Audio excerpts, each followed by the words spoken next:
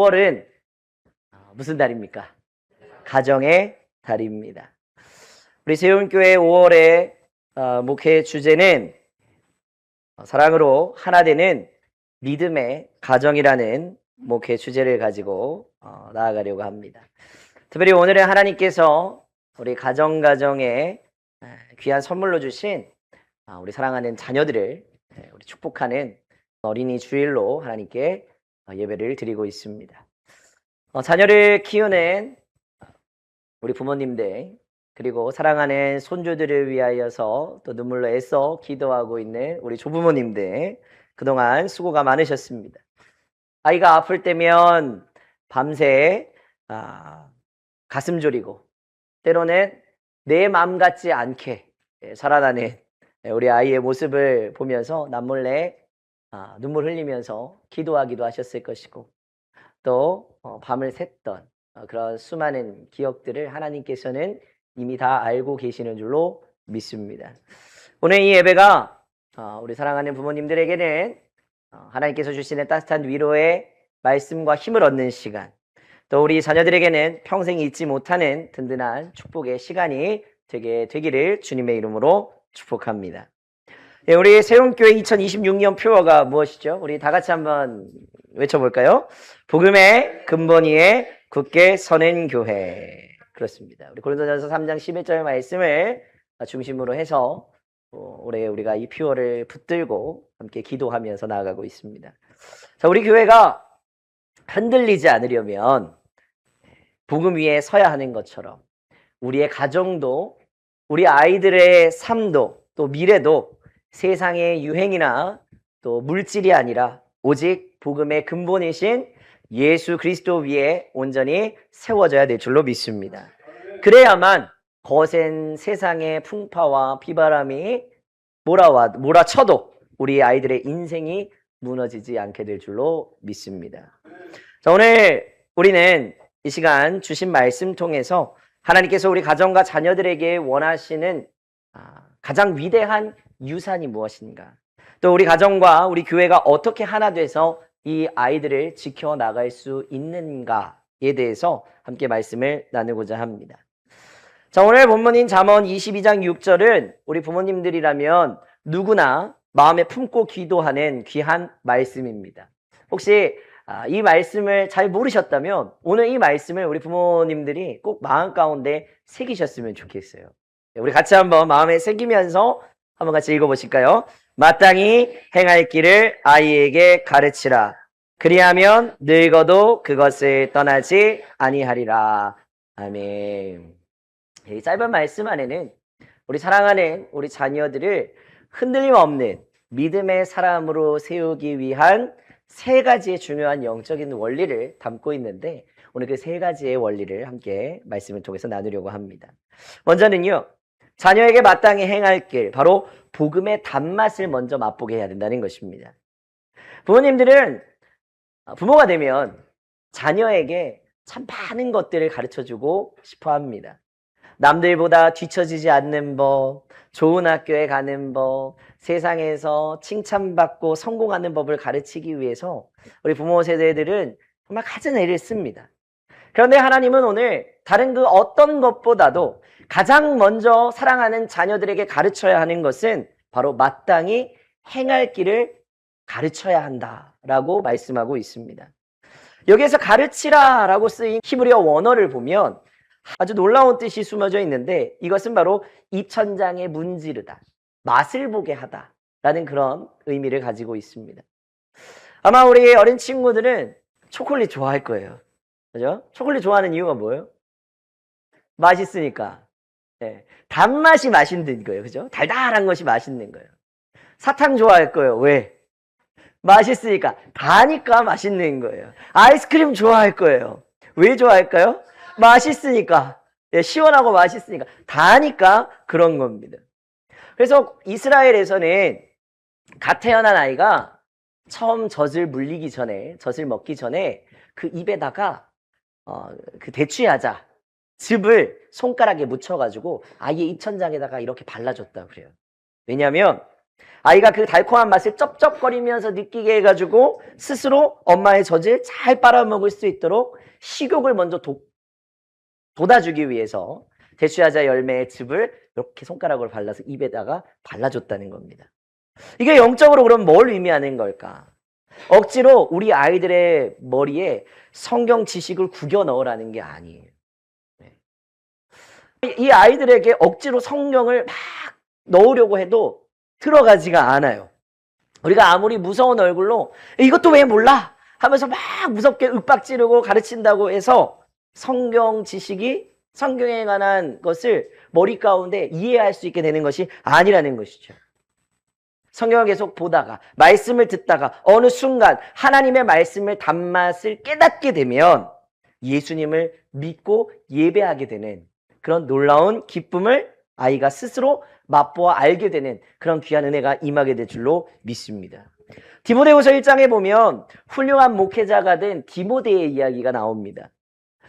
디모데의 할머니 로이스와 어머니 유니게는 디모데에게 세상의 권력을 이야기하지 않습니다. 또 세상에 잘 사는 방법을 쪽집게처럼 막 가외시키지 않습니다. 할머니와 어머니, 이 로이스와 유니게는 예배의 기쁨이 무엇인지, 기도의 평안이 무엇인지, 거짓없는 순전한 믿음의 단맛이 무엇인지를 디모데에게 알 수 있도록 인도해 주었다는 것입니다. 우리 부모 세대인 우리 어른들, 우리 아이들이 세상의 거친 파도와 유혹을 만나게 되었을 때 이 아이들을 살리고 지켜주는 것, 여러분 재물인 것 같지만 재물이 아닙니다. 또 성적이 우리 아이들의 미래를 지켜줄 것 같지만 그것도 아닙니다. 우리 아이들의 미래를 영원토록 지켜주는 것은 바로 오직 예수 그리스도의 십자가 복음인 줄로 믿습니다. 매일의 삶 가운데 우리 아이들의 영혼 가운데 예수님의 사랑을 달콤하게 발라줄 수 있는 우리 세움교회 모든 부모님들이 되시기를 주님의 이름으로 부탁을 드립니다. 우리의 자녀들이 험한 세상을 이길 든든한 믿음의 사람으로 자라나려면 두 번째로 필요한 것은 무엇이냐? 바로 가정이라는 이 나무가 우리 세움교회라는 거대한 믿음의 숲과 뿌리를 얽어매야 된다는 것입니다. 복음을 맛보는 것을 넘어서 영적인 든든한 지지 기반이 필요하다는 것입니다. 자, 이 세상에서 가장 크고 높게 자라는 나무가 여러분 뭔지 아십니까? 바로 레드우드라는 미국 삼나무입니다. 아파트 30층 높이 이상, 한 120m 정도까지 자라고 무게도 수천 톤에 달한다고 합니다. 그런데 정말 충격적인 사실이 하나 있습니다. 이렇게 거대한 나무임에도 불구하고 그 뿌리의 깊이가 한 2, 3m 정도밖에 안 된다는 거예요. 비대칭이죠. 상식으로는 이해가 되지 않아요. 높이 올라가는 만큼 그만큼 지탱하려면 깊이 더 뿌리를 내려야 되기 때문이죠. 그렇게 얕은 뿌리로 어떻게 거의 3,000년 동안이나 되는 그 시간 동안 어떻게 거센 허리케인을 버티고 울창한 숲을 이룰 수 있었을까? 그 비밀은 바로 뿌리의 얽힘 그리고 연합에 있었습니다. 자, 먼저는 그 큰 나무가 스스로 가지를 꺾어서 어린 나무가 광합성을 할 수 있도록 햇빛을 받을 수 있도록 자기 스스로 나무 가지를 꺾는다. 그죠? 그리고 또 서로 뿌리를 얽어매서 영양분을 공유하면서 다 같이 자랄 수 있도록 그렇게 한다라는 것입니다. 레드우드는 뿌리를 땅속 깊이 내리는 대신 옆으로 아주 넓게 뻗어나갑니다. 그리고 숲에 있는 수많은 다른 레드우드 나무들의 뿌리와 서로 손을 깍지 끼듯이 칭칭 감고 얽혀가지고 숲 전체가 거대한 하나의 뿌리망을 만든다는 것입니다. 나 혼자 비바람을 버티는 것이 아니라 수백 수천 그루의 나무가 서로를 꽉 붙들고 있기 때문에 절대 쓰러지지 않는다는 것입니다. 여러분, 교회의 모습이 이런 모습이 되어야 됩니다. 나 혼자 시련과 풍파를 견디려면 견딜 수 없어요. 쓰러질 수밖에 없습니다. 그러나 내가 가지고 있는 시련과 아픔과 그런 것들을 내어놓고 함께 기도할 때 그때 교회는 더 성장하고 부흥하고 또 나 자신도 쓰러지지 않는 그런 은혜의 모습으로 매일의 삶을 살아갈 수 있게 된다는 것입니다. 오늘 저와 여러분의 가정 그리고 우리의 신앙생활도 이와 같아야 됩니다. 부모 한 사람의 믿음만으로는 우리 가족만의 힘으로는 이 거친 세상의 폭풍우와 영적인 공격을 결코 이겨낼 수가 없는 것입니다. 우리 가정이라는 한 그루의 나무가 쓰러지지 않으려면 옆에 있는 다른 가정의 나무들과 기도로서 뿌리를 단단히 얽어매야 된다는 것입니다. 그러면 어디서 얽어야 됩니까? 바로 우리 세움교회라는 거대한 영적 숲에서 그 뿌리를 얽어매야 되는 줄로 믿습니다. 우리 아이들을 위해서 눈물로 기도해 주시는 우리 교회학교 선생님들의 뿌리와 얽혀줘야 되는 것입니다. 또 우리 부모님들은 선교회 안에서 믿음의 동역자들과 우리가 2시에 함께 이렇게 말씀을 나누는데 이렇게 삶의 아픔을 나누면서 그 가운데에서 기도의 뿌리를 얽어야 되는 것입니다. 함께 기도하는 중보기도의 든든한 뿌리가 우리 가정을 덮어주게 될 때 그때 우리는 쓰러지지 않게 되는 것입니다. 그러니까 내 자식은 내가 알아서 키운다. 내 문제는 내가 알아서 해결한다 라고 고집 피우지 마시길 부탁을 드립니다. 가정을 교회로 또 선교회로 교회 학교로 활짝 여러분 열어주시기를 부탁을 드립니다. 가정의 얕은 뿌리가 교회의 거대한 은혜의 뿌리망에 얽어매지고 연결이 되게 될 때 우리 세움교회 모든 다음 세대는 세상의 어떤 풍파와 지진 앞에서도 끄떡없는 위대한 믿음의 거목들로 자라나게 될 줄로 믿습니다. 세 번째로 신앙은 말이 아니라 부모님의 기도하는 뒷모습으로 가르치는 것입니다. 레드우드가 서로 뿌리를 얽으려면 곁에 다 있어야 하는 것처럼 가정 안에서 부모와 자녀의 영혼이 서로 맞닿는 가장 강력한 통로가 무엇이냐? 그것은 바로 부모의 뒷모습입니다. 아이들은 부모님의 잔소리를 듣고 자랍니다. 그런데 그 잔소리를 듣고 자라는 것보다 부모님의 삶의 태도를 보고 더 영향을 받습니다. 창세기 22장에 보면 아브라함이 아들 이삭을 데리고 모리아산으로 가는 장면이 나옵니다. 산꼭대기에서 아브라함이 이삭을 제물로 바치라는 하나님의 명령에 순종하기 위하여서 그 아들 이삭을 제단 위에 눕혔을 때 건장한 청년이었던 이삭은 반항하거나 늙은 아버지를 밀쳐내지 않고 그 모습에 순종합니다. 어떻게 그럴 수 있었을까요? 이삭은 어릴 때부터 평생 동안 아버지가 장막을 옮길 때마다 가장 먼저 하나님께 돌제단을 쌓고 두 손 모아 예배하던 그 뒷모습을 이삭이 보면서 자랐기 때문입니다. 위기의 순간에 사람을 찾지 않고 하나님께 엎드리는 아버지 아브라함의 뒷모습을 봤기 때문에 아버지의 하나님이 곧 이삭 자신의 하나님이 되었던 것입니다. 여러분, 교회를 향하여서 불평이 있을 수 있습니다. 그러나 교회를 향하여서 불평하는 부모 밑에서는 교회를 사랑하는 자녀가 나오기 힘듭니다. 반대로 예배를 생명처럼 여기는 부모님 밑에서는 하나님을 진정으로 예배하는 자녀가 나올 수밖에 없습니다. 어려운 일이 생겼을 때 골방에 들어가 눈물로 기도하는 부모님의 뒷모습을 보고 자란 아이는 훗날 자기 인생에 위기가 닥쳤을 때 똑같이 하나님 앞에 기도에 무릎을 꿇게 되는 것입니다. 여러분, 완벽한 부모가 되기 위하여서 무거운 짐을 혼자 지지 마시기를 부탁을 드립니다. 나의 연약함에도 불구하고 힘들 때마다 우리 교회 모든 성도들과 함께 기도하고 다시 십자가를 붙들고 일어서려는 그 진실한 믿음의 뒷모습을 여러분 자녀들에게 보여주시기를 부탁을 드립니다. 자, 우리 친구들 때로는 엄마 아빠한테 혼나가지고 속상할 때도 있고 또 학교에서 친구들과 다투고 마음이 아플 때도 분명히 있어요. 공부가 마음대로 안 돼서 남들하고 비교하면서 시무룩해질 때도 분명히 있을 겁니다. 그런데 에베소서 2장 10절에 우리 친구들에게 하나님께서 주시는 말씀이 있어요. 자, 그 보면 우리는 그가 만드신 바라. 뭐라고요? 우리는 그가 만드신 바라. 자, 이걸 현대어 성경으로 보면 우리 친구들 우리 한번 목사님 따라서 한번 따라 이야기해 봤으면 좋겠어요. 나는 하나님의 걸작품입니다. 네. 바로 우리 자녀들은 하나님의 걸작품인 줄로 믿습니다. 걸작품은 무엇입니까? 세상에 딱 하나밖에 없는 보물을 이야기하는 거예요. 자, 하나님께서 이 커다란 우주를 만드실 때 우리 친구들의 한 명 한 명의 얼굴과 웃음소리, 재능을 다 세심하게 디자인해 주셨다는 거예요. 실수로 태어난 사람은 이 자리에 한 명도 있을까요? 없어요. 실수로 태어난 사람은 이 세상에 단 한 명도 없어요. 하나님의 계획하심 아래 다 있는 거예요. 우리 자녀들은 하나님의 꿈이고 우리 가정의 기쁨이고 우리 교회의 자랑이 되는 줄로 믿습니다. 자, 이 시간 우리 어른들이 우리 자녀들을 보고 이렇게 축복해 줬으면 좋겠습니다. 우리 같이 글씨를 보시면서요. 우리 자녀들을 향해 손을 좀 이렇게 내밀고 오늘 한번 이렇게 축복해 줬으면 좋겠어요. 같이 한번 축복해 줄까요? 사랑하는 자녀들아, 너희는 하나님의 최고로 멋진 걸작품이야. 우리는 너희를 세상에서 제일 사랑한단다.